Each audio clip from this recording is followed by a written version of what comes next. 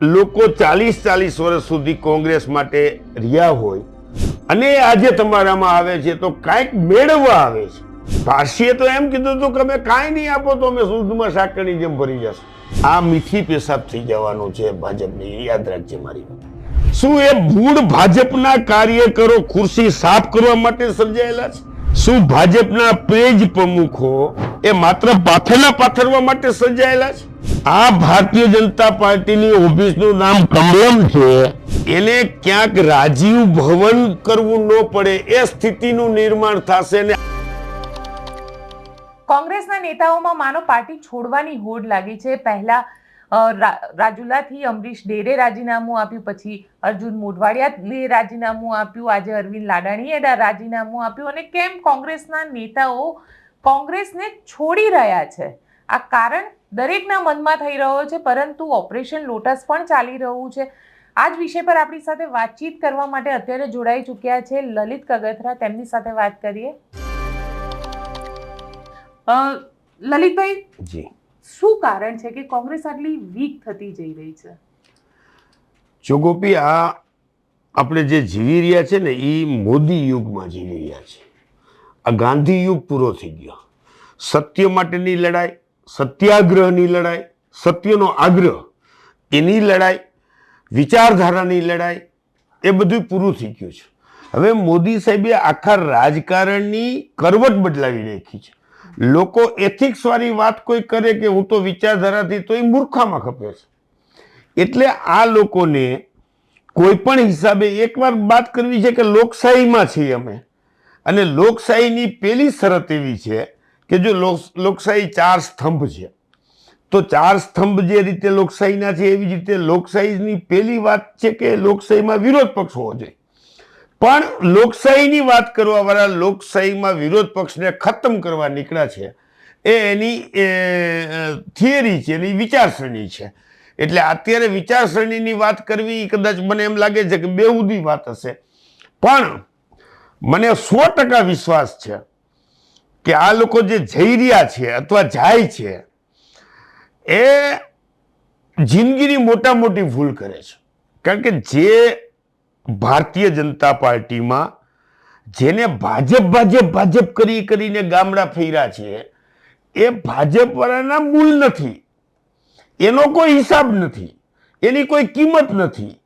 અને તમને જઈને કેટલાથી મોટા કરશે બહુ મોટો સવાલ છે. તમે કહી રહ્યા છો કે ગાંધી, સરદાર આ બધા ભૂલાઈ ગયા, પણ અર્જુન મોઢવાડિયા તો એવું કહી રહ્યા છે કે નરેન્દ્ર મોદી અને અમિત શાહ ગાંધી સરદારની જોડી સાથે તુલના કાલે કરી નાખી. જો ખેસ પહેર્યા પછીનું જે પરિવર્તન આવ્યું હોય, એક વખતના મારા નેતા છે અર્જુનભાઈ, મારા વડીલે છે, એટલે પણ હું એમને માટે કોઈ ઓલો શબ્દ નહીં વાપરું, પણ એ જ અર્જુનભાઈ રંગાબીલા કહેતા હતા, અને હું આજે પણ રંગાબીલા કહું છું. હવે એ અત્યારે જો ગાંધીજી અને સરદાર એને સરકવા મંડ્યા હોય તો કાં તેની અર્જુનભાઈ ખોટા હતા અને કાં આજે ખોટા છે. આ વાતમાં તો ફરક નથી. સવાલ એ છે કે તમે કઈ જગ્યાએ બેઠા છો એનાથી તમારા વિચાર ન ફરી જાય. તમારા વિચાર તો એક જ હોવા જોઈએ. જગ્યા બદલવાથી વિચારો બદલવા માંડે તો કોઈ મતલબ નથી. એટલે શું કમલમમાં જતા બ્રહ્મ જ્ઞાન આવી જાય છે કોંગ્રેસના નેતાઓને? મજબૂરી દેખાય છે ગોપી મને તો, કે હું ઘણીવાર કહું છું કે ધારાસભામાં ધારાસભ્યો મળે છે, 182 ધારાસભ્યો ગૃહમાં ગુજરાતની 6 કરોડની જનતાના પ્રશ્નોની વાચા આપવા માટે મળે છે, નહીં કે મોદી સાહેબ અને અમિત સાહેબના વખાણ કરવા માટે અહીંયા ભેગા થાય છે. ભારતીય જનતા પાર્ટીનો કોઈ પણ ધારાસભ્ય જ્યારે કોઈ પણ બાબતમાં સ્પીચ આપવા માંડે આવે એટલે એને 5 વાર મોદી સાહેબનું, 6 વાર અમિતભાઈનું નામ લેવું પડે, ત્યારે એની સ્પીચ પૂરી થાય. તો તમે પ્રજાના પ્રશ્નો માટે વાત કરવા આવો છો કે અહીંયા ધૂન મંડળ બેહાર્યું છે કે મોદી સાહેબ માળા લઈને બેસી જાઓ તો એક ખૂણામાં. હવે વિચારો વ્યક્તિવાદ તરફ વયા ગયા છે. વિચારવાદની વાત પૂરી થઈ ગઈ છે. તમે કહી રહ્યા છો વ્યક્તિવાદ તરફ ગયા છે, પણ આજે CR પાટીલે જ્યારે અમરીશ ડેર સાથે ત્યાં રાજુલામાં લોકોને જોઈન કરાવતા હતા કોંગ્રેસના કાર્યકર્તાઓને, એ વખતે કીધું કે દૂધમાં સાકરની જેમ કોંગ્રેસના કાર્યકર્તાઓ પડી જાય.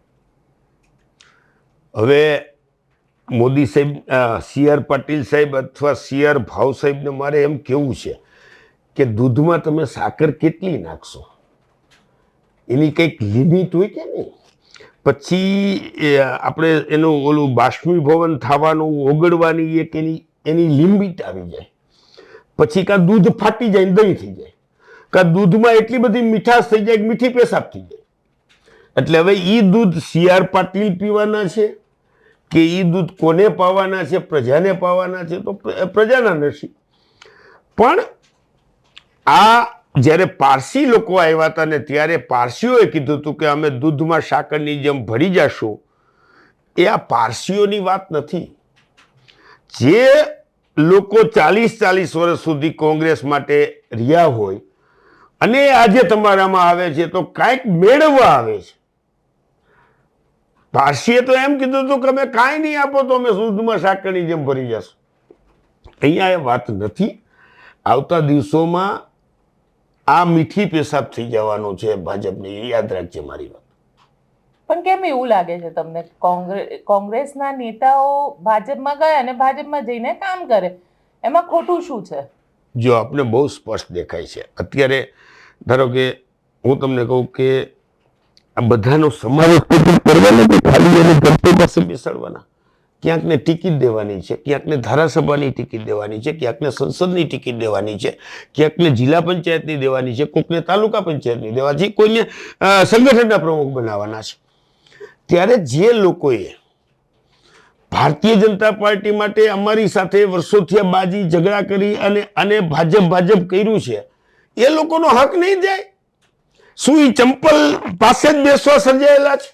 શું એ ભૂડ ભાજપના કાર્યકરો ખુરશી સાફ કરવા માટે સર્જાયેલા છે? શું ભાજપના પેજ પ્રમુખો એ માત્ર પાથરવા માટે સર્જાયેલા છે? સત્તા આવે એ કોંગ્રેસ વાળા જ ભોગવશે.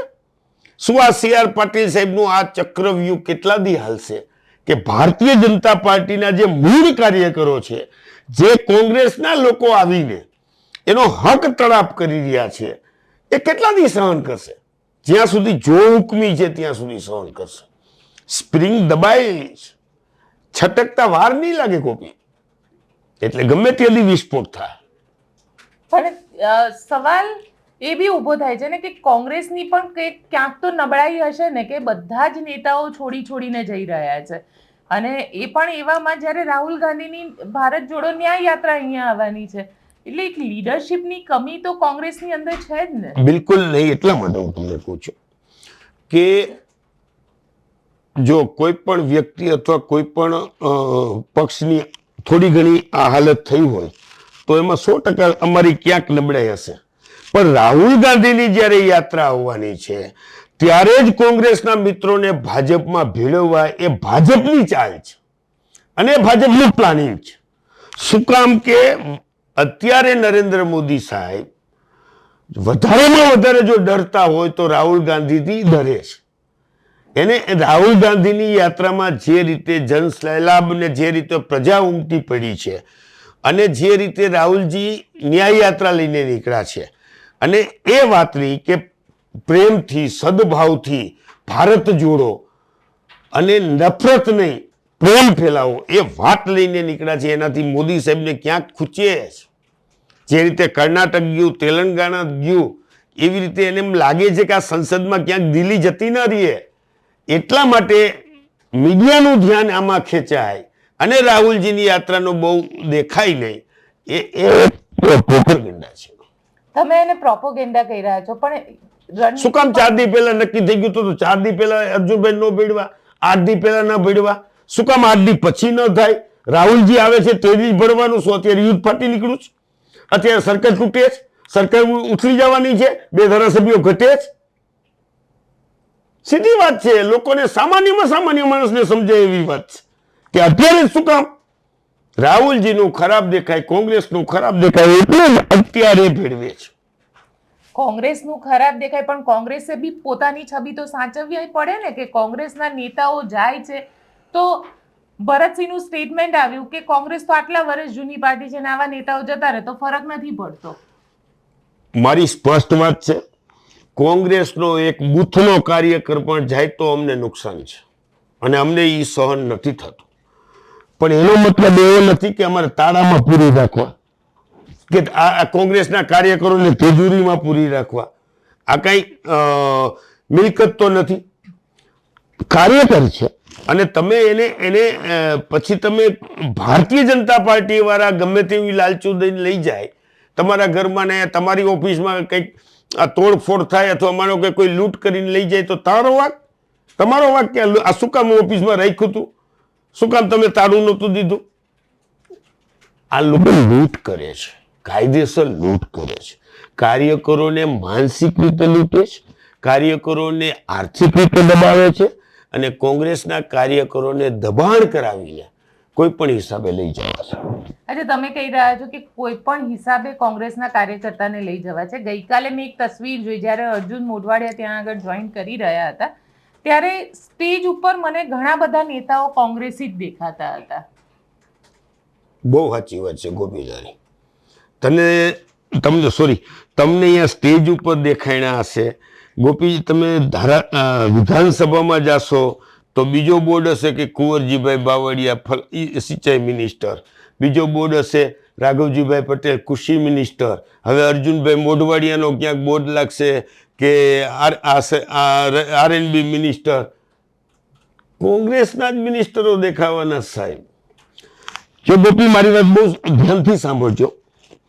હું ભારતીય જનતા પાર્ટીને બહુ સારી રીતે ઓળખું છું. જ્યારે ભાજપની ડિપોઝિટ જતી હતી ત્યારે જેને ગામડે જઈને ભાજપ કરી અને જે ભારતીય જનતા પાર્ટીનું લોકોમાં વધારો કર્યો છે, એમાં માસ વધાર્યું છે, એવા તમામ લોકો સાફ થઈ ગયા. પછી એ કેશુબાપા સાથે સાફ થઈ ગયા. શિવલાલભાઈ વેકરિયા હોય, ગોવિંદભાઈ પટેલ હોય, નીતિનભાઈ પટેલ હોય, તમે અમારે એક પૂનમચંદભાઈ કોટક મોરબીમાં હતા, ભાસ્કર થળેશ્વર હતા, ગોવિંદ દેસાઈ ગોંડલમાં હતા. તમામ લોકો જેને ભારતીય જનતા પાર્ટીને ઊભી કરવામાં રોલ કર્યો હતો એ તમામ લોકો આજે સાઇડલાઇન થઈ ગયા છે અને કોંગ્રેસમાંથી આવેલા લોકો આજે શાસન કરે છે. ગોપી, લખી લેજે થોડા દિવસોમાં. આ ભારતીય જનતા પાર્ટીની ઓફિસનું નામ કમલમ છે. એને ક્યાંક રાજીવ ભવન કરવું ન પડે એ સ્થિતિનું નિર્માણ થશે. અને આ વાત હું ભારતીય જનતા પાર્ટીના જે પેજના કાર્યકરો છે એ લોકોને કહી રહ્યો છું કે તમે શેના માટે થઈને ભાજપ કરો છો? સત્તા તો કોંગ્રેસ વાળા ભોગવવાના જ, મિનિસ્ટર તો અમે થવાના જ. તમારે તો ખાલી પાથરવાના જ અને ખુરશીઓ સાફ કરવાની છે. તો લલિત કાકા કેમ નથી જતા? હું એનો મોતાજ નથી, હું સત્તાનો મોતાજ નથી ગોપી, ક્યારેય. તને જાણ ખાતર કહું કે હું 1992 મતે પહેલી વખત ભારતીય જનતા પાર્ટીએ રાજકોટ કોર્પોરેશનમાં મને ટિકિટ આપી હતી અને બાબરી ધ્વંસ થયો એટલે એ ચૂંટણી બંધ રહી. 95માં મારા મિસિસને ટિકિટ આપી ને વિજયભાઈની સાથે ભાજપમાંથી કોર્પોરેટર હતા. મને જેમ પરિપક્વ થતા મને એવું લાગ્યું કે ડિવાઇડ એન્ડ રૂલ્સ, આ દેશની અંદર વિચારસરણી છે ને સમભાવ સમધર્મની હોવી છે એવું હું સ્પષ્ટ માનું છું. અને આ દેશમાં બધા જનો એટલો જ હક છે. મૌલાના આઝાદથી લઈને ઘણા લોકો આ દેશને સ્વતંત્ર કરવા માટે જે શહીદો થયા છે એમાં બધા જનો રોલ હતો.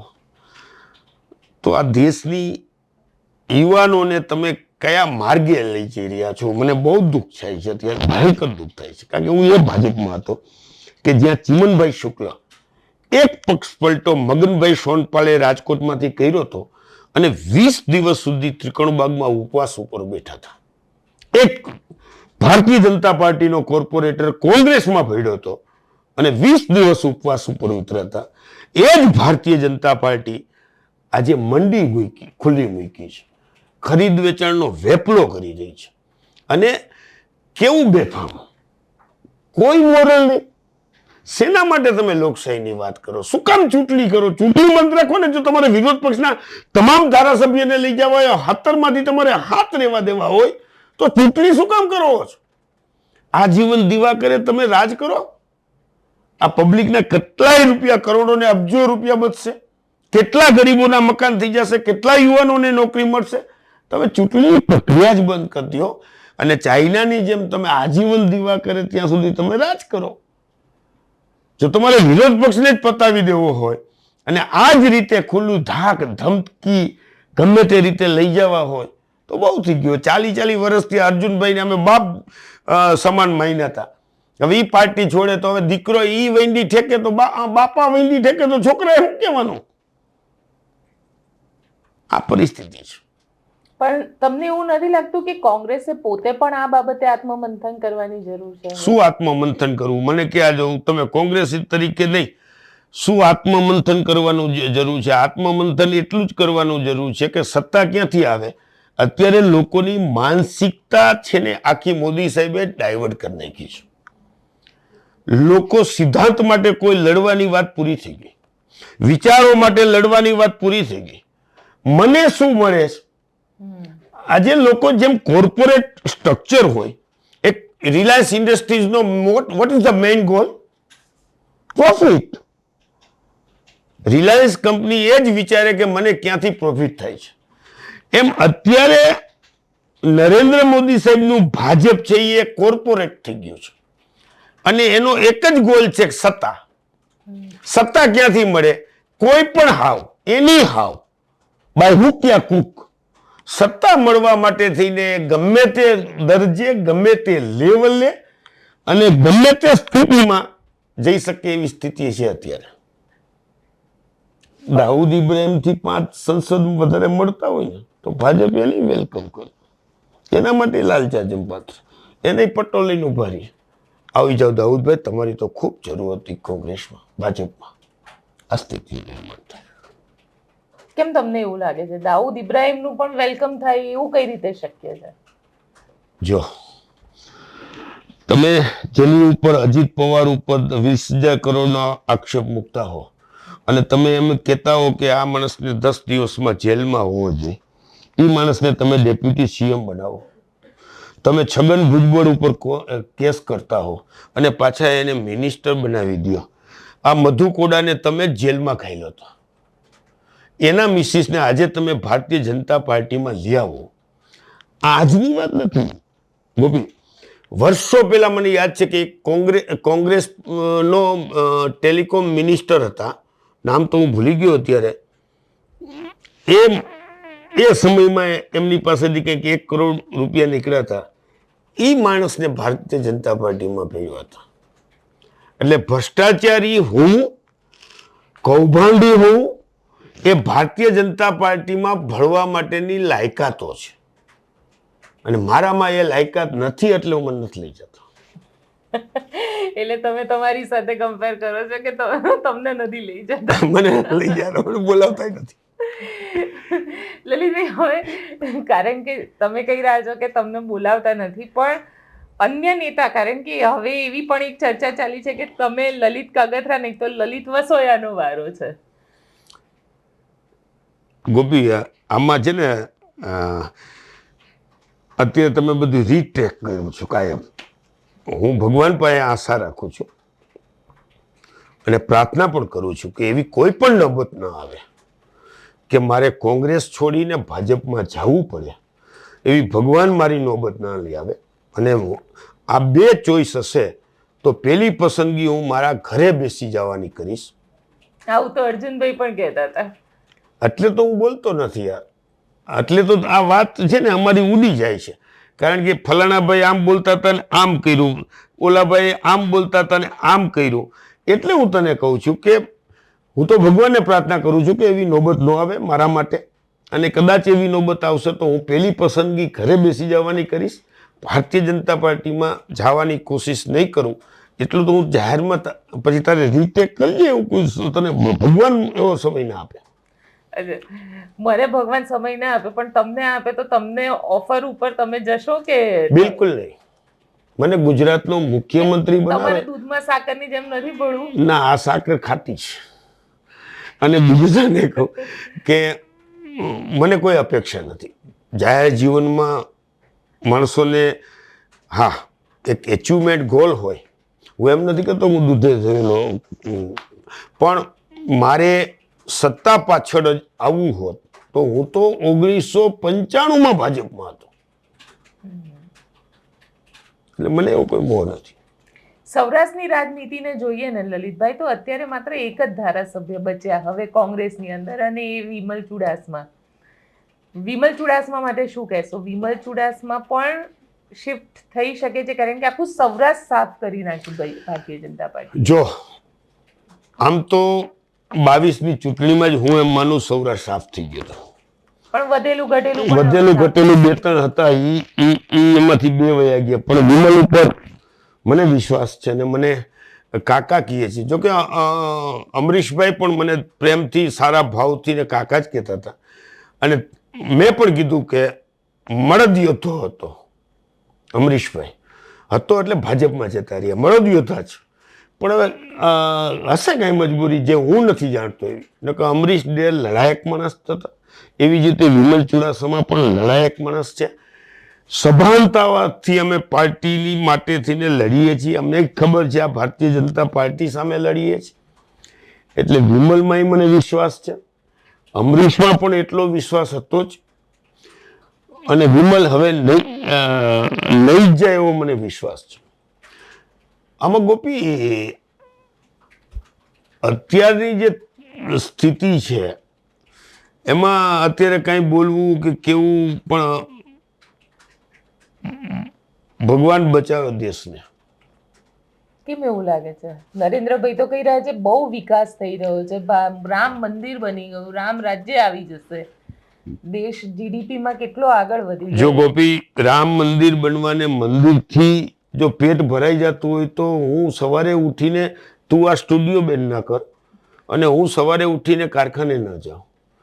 આપણે આ બેનું બધી આવી છે એ કામે ના આવે. જો ભગવાનનું નામ લેવાથી પેટ ભરાઈ જતું તો બીજું કંઈ કરવાની જરૂર શું છે? હા, ભગવાન આપણી આસ્થાનું કેન્દ્ર છે, એમાં 2 મત નહીં. સવારે ઉઠી ઠોક લાગે, ઠેસ લાગે તો હે રામ બોલીએ છીએ, કારણ કે આપણે એ આપણું આસ્થાનું કેન્દ્ર છે.